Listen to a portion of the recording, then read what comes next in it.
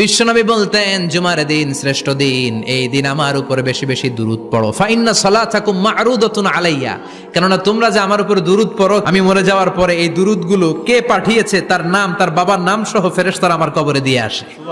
সাহাবারা বললেন, ইয়া রাসূলুল্লাহ কাইফা সালাতুনা মা'রুদাতুন আলাইক, আপনি মরে যাওয়ার পরে আমাদের দুরূদ কেমন করে আপনি দেখবেন? ওয়াকাদ আরিমতা, আপনি তো পচে গলে মাটির সাথে মিশে যাবেন।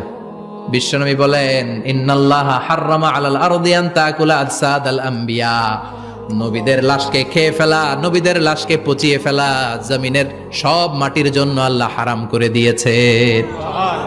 নবীদের লাশ পচে না, নবীদের লাশ গলে না।